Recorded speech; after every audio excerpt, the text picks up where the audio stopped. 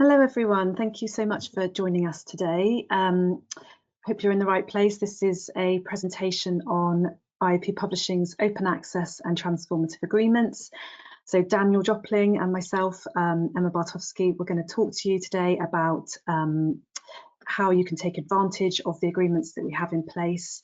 And hopefully if you're here, it likely means that you think that you have an agreement at your institution, and we're going to talk you through how you can find out.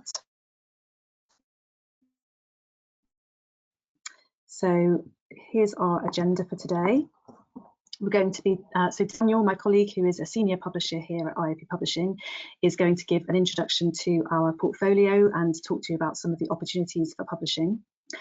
And then I'm going to cover what an open access agreement is and some of our key terminology around open access. I'm also going to look at how you can check your eligibility and how you can establish whether the agreements are in place for you and what that actually means. And then Daniel's going to talk through some of the benefits of open access publishing.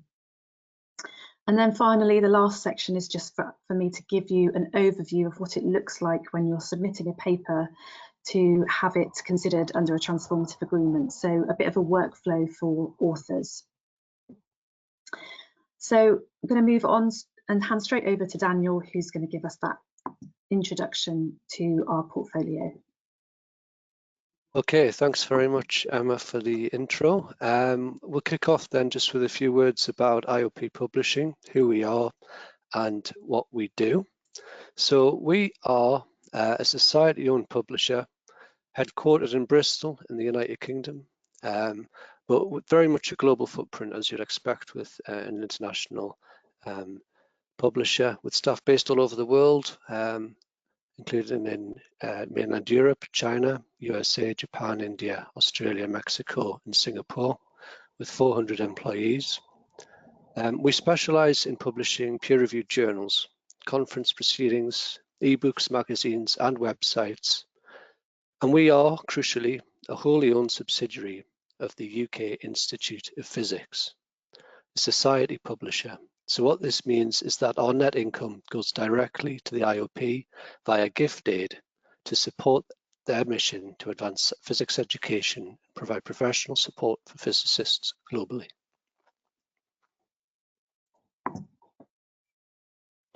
A little bit more about what we do, our publications. Our journals program comprises over 100 titles, including some partner journals. So I think around 60 are owned solely by IOP, the remaining with other learned societies and research organizations across Europe, Asia, and the US. And I think up to a quarter of our journals are now fully open access. Our ebooks program started around 10 years ago. We've published over 900 ebooks from authors across the globe. And we also have 3 conference series titles, some of these being the largest in the space. Through these, we publish early stage research that's been presented at conferences, and this is really critical to our mission. Last year, we published over 20,000 open access proceedings papers from conferences taking place across 47 different countries. In terms of science news, Physics World is the world's leading physics magazine, both online and in print. And a key part of our mission is to communicate world-class research and innovation to the widest possible audience through this venue. The podcast is also very popular. I believe it's now in the top 10 physics podcasts on iTunes in the US.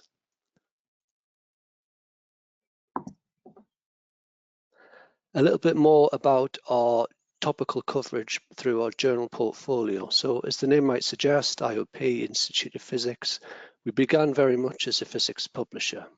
However, it's fair to say that our journals portfolio now has expanded into various subject areas. We're very much now a multidisciplinary publisher extending across all of the physical sciences, with journals ranging in areas such as material science, astrophysics and astronomy, chemistry, biomedical science, environmental science, and engineering. Here's a little snapshot of some of the areas we publish in. And on the next slide, here's a selection of some of our top ranking journals in community different communities. So top left here, we have reports on progress in physics. This is a venue for outstanding original research and reviews across all areas of physics, with an impact factor of 19, just very recently released, and a CITE score of 31.9. We also have a growing fully open access environmental research journals portfolio, which builds on the brand and prestige of our flagship title in that space, Environmental Research Letters. Other highlights of biofabrication, third on the left, considered very much the leading journal in its field. And we continue to expand our journals portfolio into new research fields and following the needs of the community where funding is going. Machine learning, science and technology, and neuromorphic computing and engineering being two recent examples there.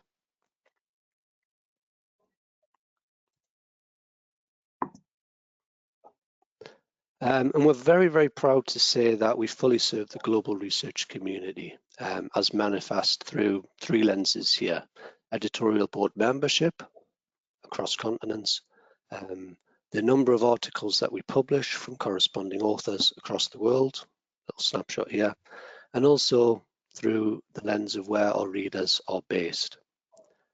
This is data relevant, up to date as to the end of 2023.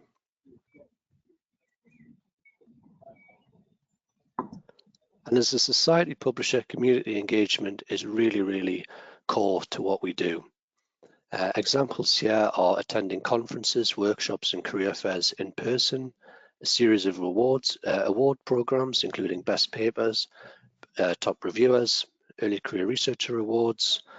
We actively promote articles published in our journals on a daily basis through social media and email campaigns and other routes. We give how to get published talks, as well as webinars on such things as transformative agreements, sponsoring events in the community and peer review training workshops.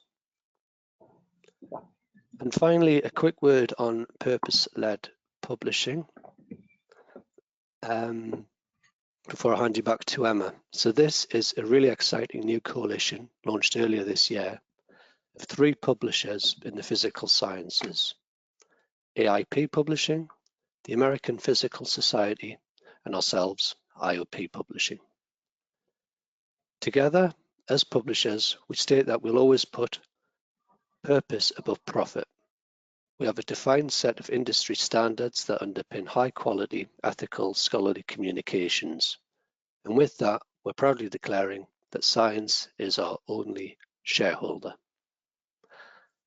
I'll now hand you back to Emma, who'll guide you through what TAs are and how you can take advantage of them. Thanks.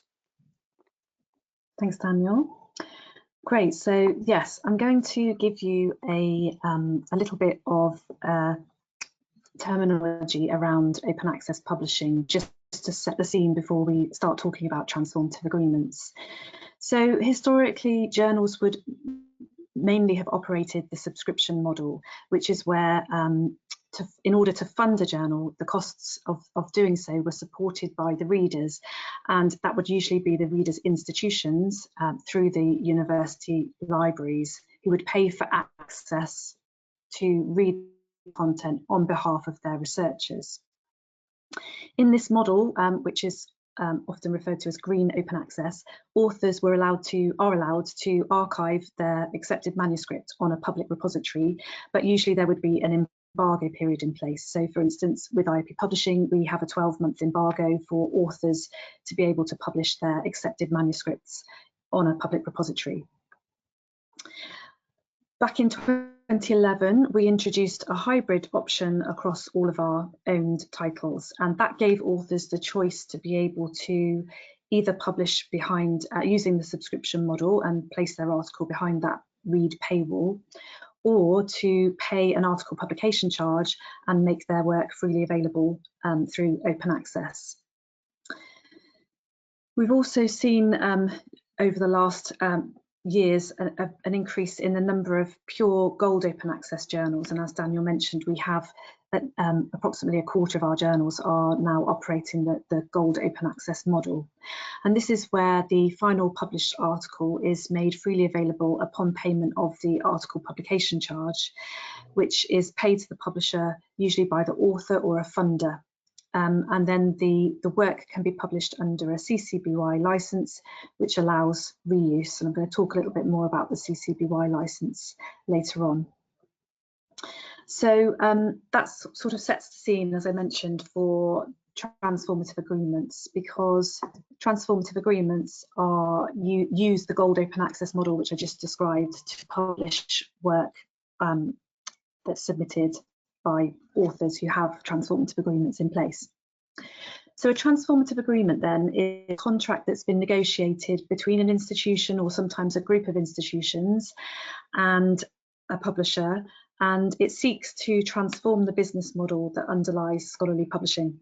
So it's very much a way to move the publishing community towards an open access model. In doing so, it's really a shift away from the subscription payment, which covered the reading access to journals, and towards a payment that now covers subscriptions and article publication charges, so containing both the reading and the publishing elements. And that's why you might often hear them referred to as read and publish agreements, as well as transformative agreements. But at IOP Publishing, we're very much calling them transformative agreements.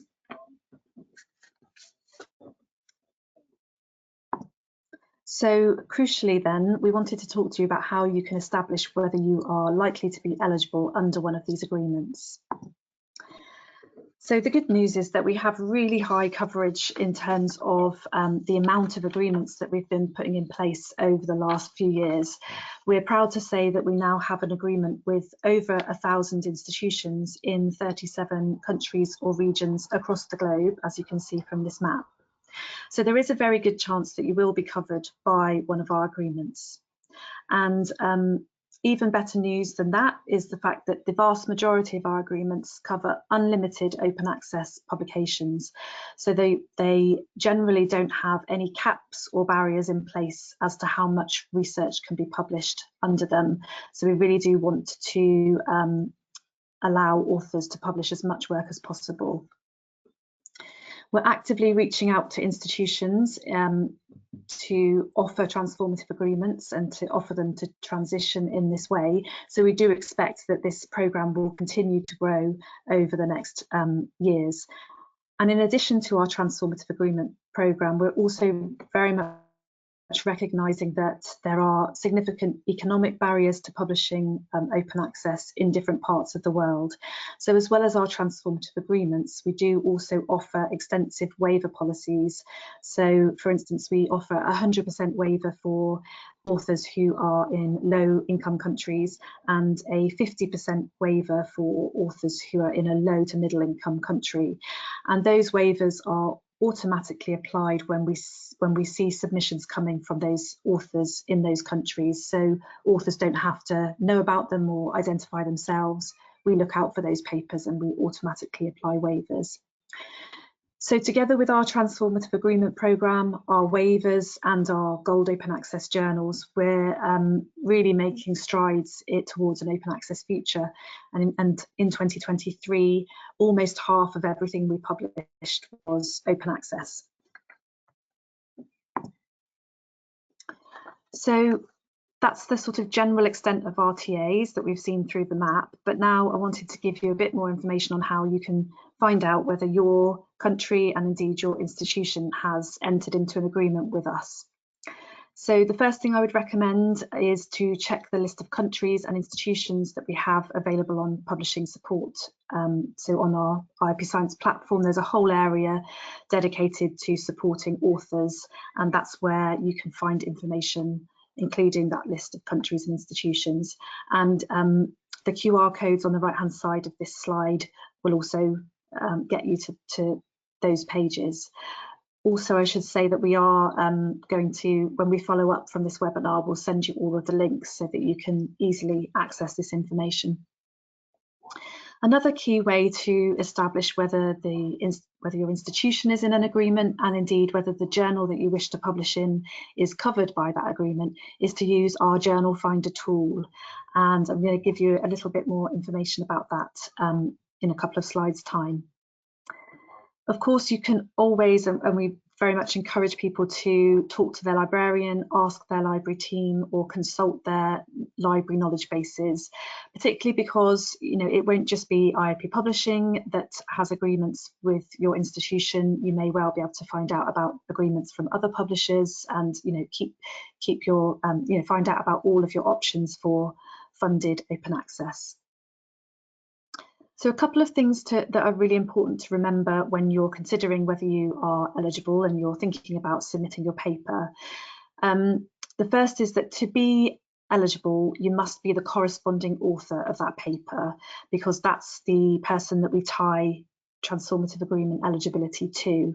So the definition at the bottom of this slide just gives you what we are considering to be the corresponding author. So it's the person that submits the manuscript and is then responsible for communicating with the journal team during the submission, the peer review and the publication process, as well as being listed on the published paper as the author who can be contacted about that publication. So it's really important to have a think about who that corresponding author is going to be right from the outset, even before you submit your paper, because we do need that person to remain consistent from submission through to publication. And it's our key way that we connect TA eligibility to your paper. I will say that we do have a very thorough ethical policy which sets out, it includes a section on author roles and responsibilities and the criteria that we expect people to meet if they want to be considered as an author. So if you're in any doubt, there's that policy that you can go and have a look at. And then another thing to do is to check the eligible journals list, because the agreements that we have in place are inclusive of the vast majority of our journals, but there are just one or two exceptions. And it's always good to know that your institution and the journal that you're submitting to are both eligible. And as I mentioned, you can also use the journal finder tool to establish that. So this is our transformative agreement hub, which, as I mentioned, sits within our publishing support portal online. And this is, I'm going to just show you where you can find the list of countries, and from there you can navigate very easily through to the list of institutions within each country, just to check whether your institution is there. And then this area here that I've just circled is the link to our journal finder tool. So that's where you can cross-reference the institution, your funder, to see if your funder has any specific requirements, and also your journal of choice. There's also lots of other useful information on this TA hub. The author guide, which I'm going to take you through at the last section of this presentation, is all available here online as well. So if you want to take a look afterwards, then I would encourage you to do so. And this is, obviously I've snipped the page halfway, but this just shows some of the countries that we have established agreements with. Okay, so the journal finder tool, there's the link, which again we'll send you as part of our follow-up from today's session. As well as being able to search for a very specific journal that you might be interested in publishing in, there's also a browsing section, so you can have a look for journals in a particular subject area. You can kind of hone down on the subject and then the journal that you might be interested in. And then you can select a funder, so you can answer questions such as whether a particular journal will be compliant with any particular funder requirement that you might have, and obviously select an institution to find out if you may have that article publication charge covered by your institution. Okay, I'm going to hand back to Daniel now, who's going to cover off some of the benefits of open access publishing. Okay, thanks, Emma. So yeah, you might be thinking, yeah, this is nice, transformative agreement, open access, but really what's in it for me? Well, first and foremost, impact. Publishing open access means your work is freely available at the moment it's published for anyone to read anywhere and in perpetuity. And this increased exposure can lead to growth in some of the metrics that are used to define a paper's impact, such as citations and downloads, and there's different ways of measuring impact according to the journal you publish in, as well as the individual article that you publish. Taking down the paywall, so the subscription element of having to subscribe to access your paper, literally removes barriers to your work and can therefore help make access to scientific information more equitable. It also gives the public access to your research, instantly bringing it to a larger audience, not just the public, but also, for instance, policymakers and industry. And we're also aware that there's increasing mandates from funders at various locations around the world for authors to publish on an open access basis. And these agreements make it really, really straightforward for you to comply with those requirements. So let's drill down into a bit more detail when we talk about impact. What do we really mean? You might be saying, come on, show us, demonstrate, it's easy to say, oh, more visibility and so on. But what we find is that open access downloads are on average 70% higher than non-OA articles in the same journal. Open access article citations are on average 15% higher than those for non-OA articles in the same journal. And also in terms of altmetric scores. So altmetric scores being a measure of the attention papers receive through social media, news sites, blog posts. Typically open access articles receive 19% more attention than those non-OA published in the same journal. But don't just take my word for it. Emma, if we could move on to the next slide. Two very nice testimonials here that I'll just briefly summarize. The first from Dr. Darren Tanyi Zheng at Hong Kong Polytechnic, who talks about the need in the past to get approval from his advisor and department to cover the cost of open access, which could be a little tortuous. However, with the transformative agreement, this is no longer an issue. If he's the corresponding author, he knows that through the transformative agreement, his work will be published open access at no personal cost to him. And on the top right here, Dr. Renato Braghiere at Caltech and NASA Jet Propulsion Lab, very, very satisfied that his article's been shared and discussed widely on social media and online platforms, as well as being in receipt of the transformative agreement. Back to Emma now, who will inform you on how you can practically take advantage, what you need to do to take advantage of the TA when submitting your work.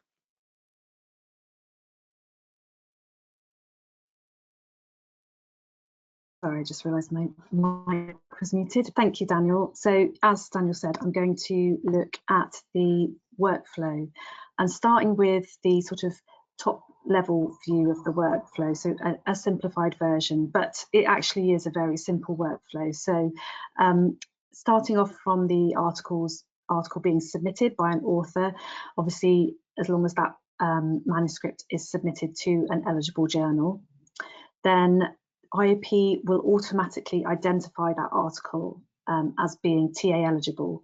So we take all the submissions that we receive to our journals every week. We analyse to see if any of those submissions have come from institutions that are within our transformative agreement programme, and where we find articles that are TA eligible, we write to the corresponding author to let them know that that's the case, and obviously offer them the opportunity to take up the agreement. So in order to publish open access via the transformative agreement, we do require the author to sign an open access license, which we use the Creative Commons CC BY license. And once the author has signed that license, then we can go ahead and publish the paper open access under the agreement. So let's look at all of those steps in a little bit more detail. So this is going to be looking at our submission system, which is the Scholar One submission system. It's the one that we use across all of our own titles, and some of the publishing partners that we work with also use Scholar One, but there are one or two publishing partners that use that are within our transformative agreement program, but use slightly different submission systems. So this workflow that I'm going to talk to is the one for the majority of our titles. So when an author is ready to start their submission, they would follow the first steps on the submission system, which cover things like adding your article title, adding your keywords that are associated with your research, uploading your PDF or any associated files, etc. And really it's step 4, which is where you provide the author information, which is key to the TA eligibility. So the corresponding author will be adding their details to the paper, and they have an opportunity to add their institutional affiliation. Now that field is driven by a auto-populated menu that's sat behind the field. So when you start to type the name of your institution, you'll be presented with options for you to choose from. And we do recommend that you choose one of those options because it's strongly linked and enables us to identify your paper as being TA eligible. What I will say is that the email address that you use to submit your paper is not particularly, it's not something that we're using to identify the paper as TA eligible. So it doesn't have to be an institutional email address. Obviously, if that's the one you use, then that's great. But if you need to use a Yahoo or a different domain, then that won't preclude you from being identified, because we are using the institutional information that you provide at this stage to identify paper. So at step 6, you're asked for your open access choice, and this screenshot here is taken from one of our hybrid open access journals. So we do have the option to publish behind the paywall. So the no option would mean that your article would you're choosing for your article not to be open access.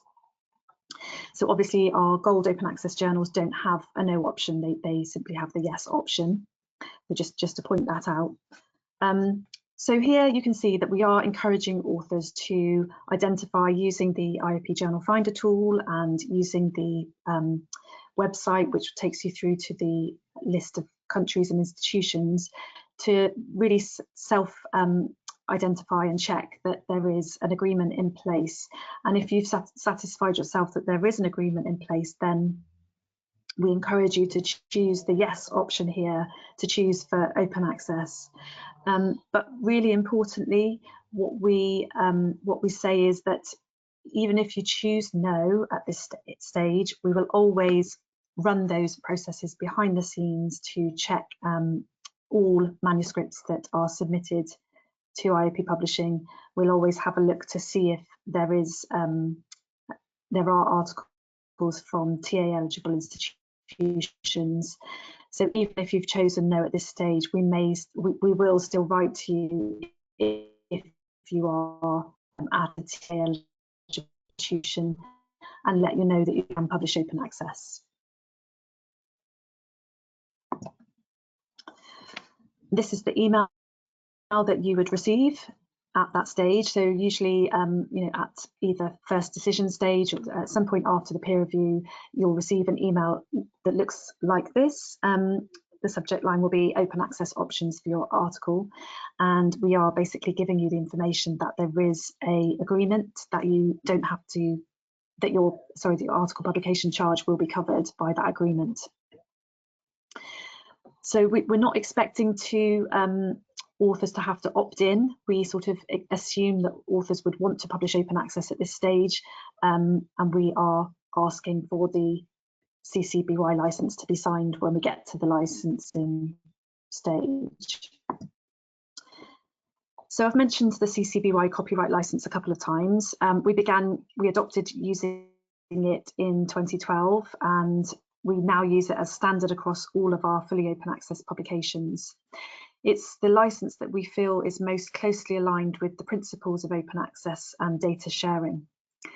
It has really liberal reuse rights, which allow others to distribute, remix, amend and build upon a piece of work as long as they cite and credit the original creation. And this video here is a very short video, which just, if you wanted more information on that copyright and particularly how to go about signing it, then this short video will cover all of that. But it's a very simple stage at the end of the process for an author to sign that copyright, which enables us to publish open access.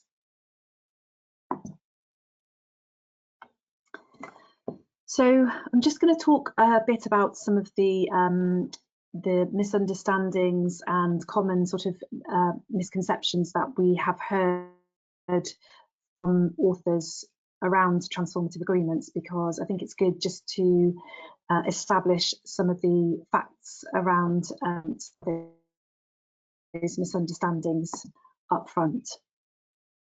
So the first one, we sometimes hear from authors when we've written to them to let them know that they can publish open access.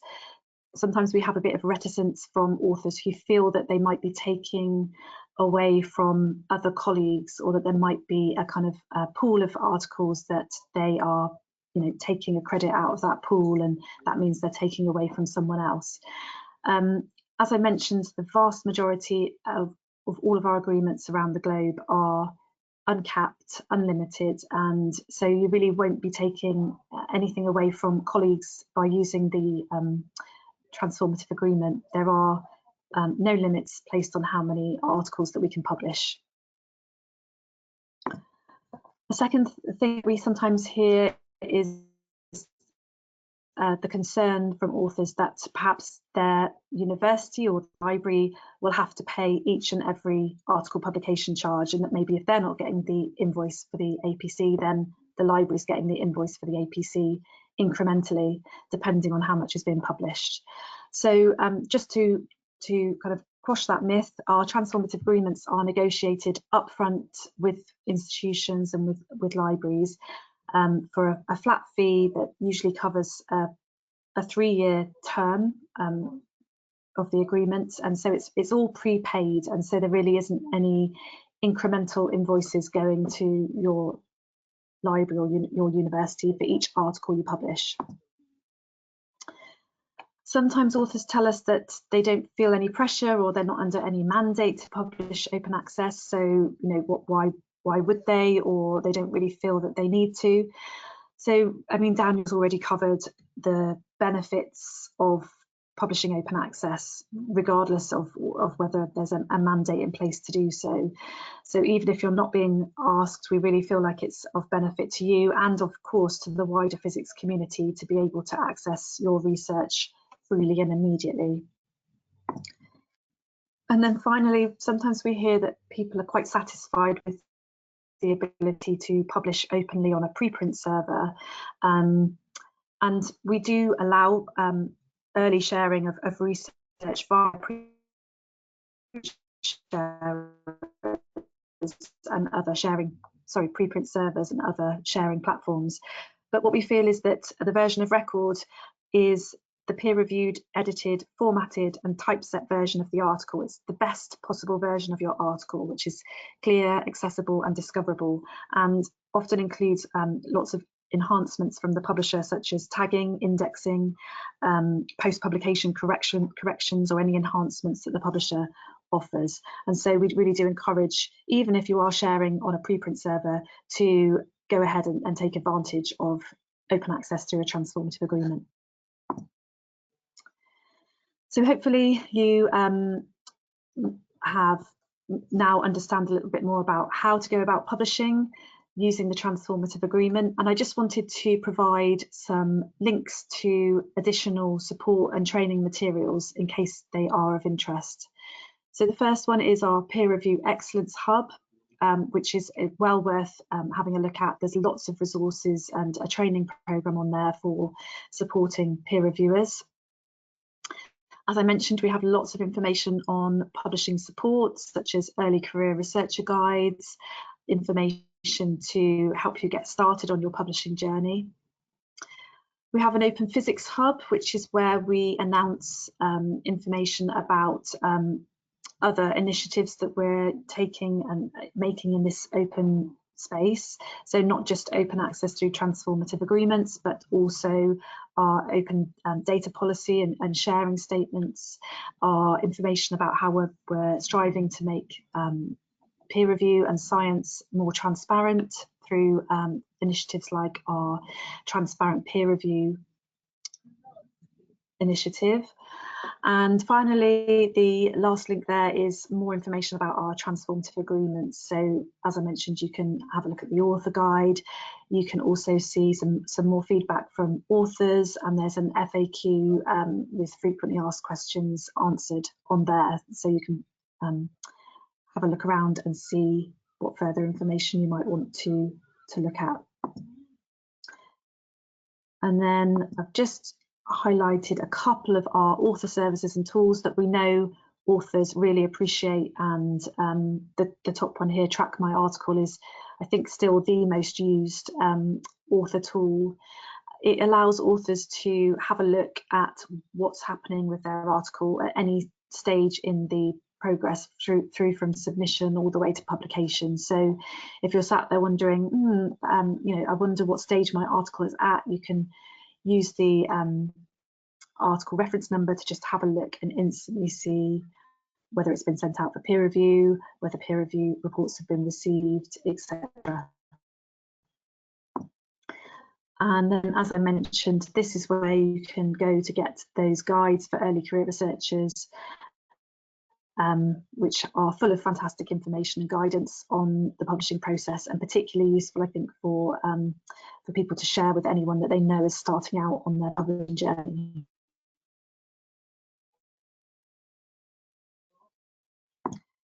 Okay, so that brings us to the end of what we wanted to present with you today, and now we have some time to answer any questions that you may have. So I'm going to encourage people to, if they do have a question, they can use the control panel, which you should be appearing on the right hand side of your screen, to type something in for us. I will also just point out that we have a handout section, so have a look at that section. There's some useful information and a couple of links to videos that you can look at after the session. So there is a question here, which I'm going to ask you, Daniel, if that's okay. Somebody wants to find out a bit more about the peer review training program that I briefly mentioned at the end of the slides, and particularly what it covers. So that's one for you, Daniel, please. Okay, thanks. Yeah, I'll do my best. It's a really important question, I think. Thanks for asking. I think first of all, peer review is just the absolute cornerstone of journals publishing as we know it, and without reviewers, the process of curating, of validating research, which are two really key functions of journals, is lost. So it's really important, and that's why we've launched our peer review training hub, informed by the fact that it became apparent some years ago through some research within IOP that a lot of independent researchers at the early stages of their career been asked to review papers, but without any or much in the way of formal education or training support as to how to review papers. So with this in mind, we launched our peer review certification program dedicated to the physical sciences.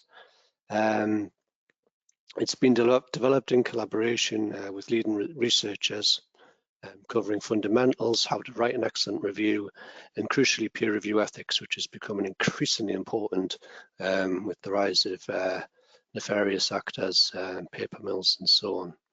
It takes around 2 hours to complete, and on doing so, you receive a certificate.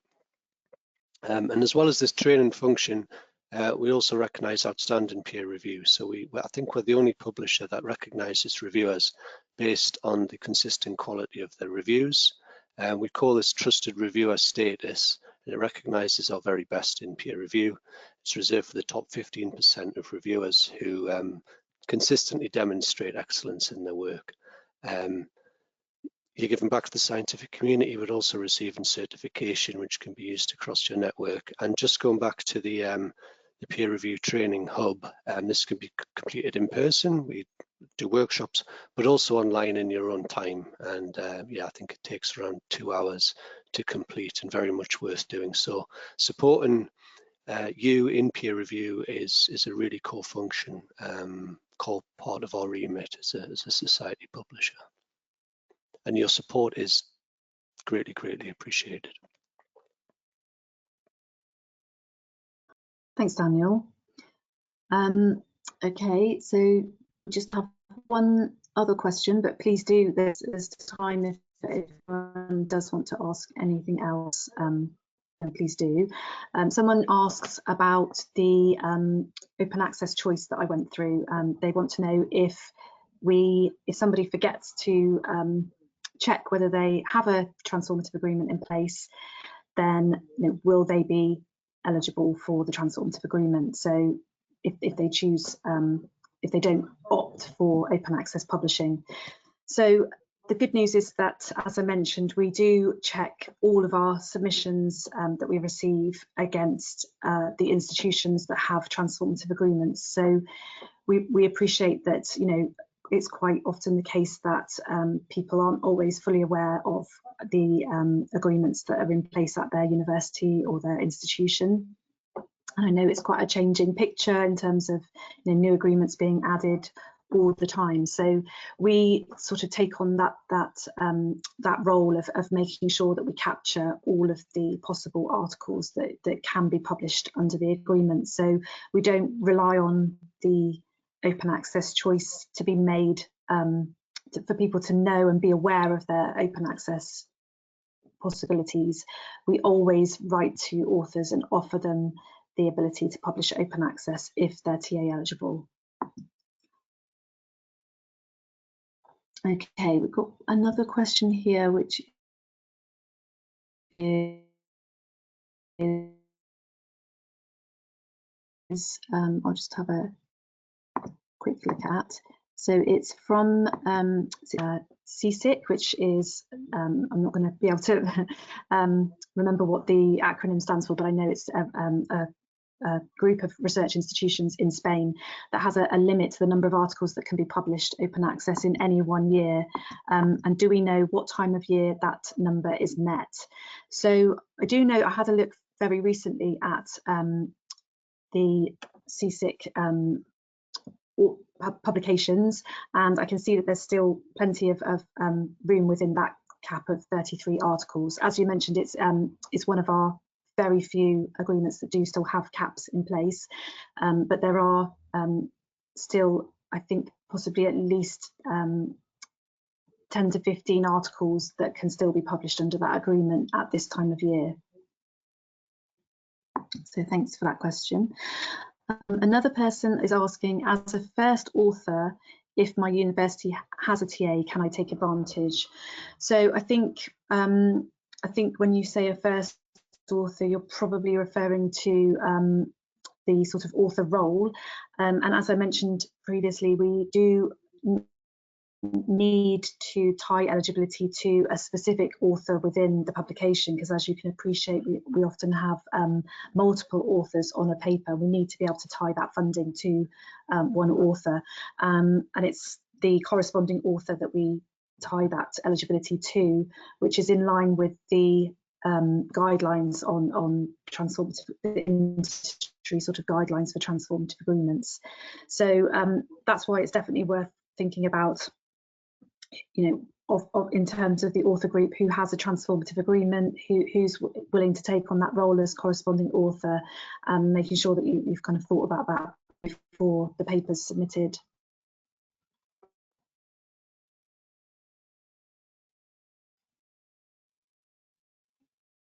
So thanks for that question. Just going to see if I can see any other questions that have come in.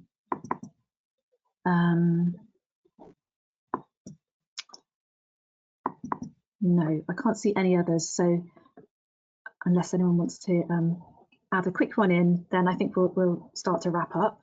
But we really appreciate you coming along today to hear more.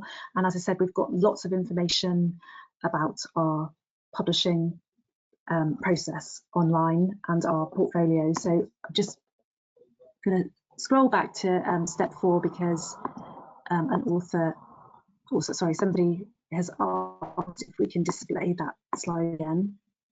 So I'm just going to quickly scroll back to that stage. So that's stage 4 is where the author is selecting their affiliation. And as I mentioned, the field where you can select your affiliation is auto-populated. So we're using Ringgold identifiers in the background to make sure that we are displaying all the university variations. Of course, if you can't see your university there, then you can free type it, and we will still try to match that up with our TA eligibility, but it does make our work a lot easier if it's been matched to a Ringgold identifier. So the field is just one that you begin to type into, and then it auto-populates. And what's quite useful is we have just added a video to our TA author guide online, which shows that process in full detail. So Mohammed, if it's okay with you, what I might do is take your question offline and send you that video so that you can see exactly how that works in detail.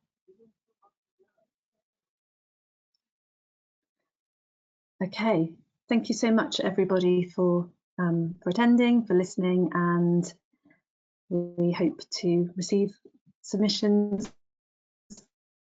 from you if you're TA eligible, or if not, then yeah, please do submit your work to IOP Publishing journals. And thank you very much for listening. Thank you. Thank you, Daniel. I'm going to end the webinar now.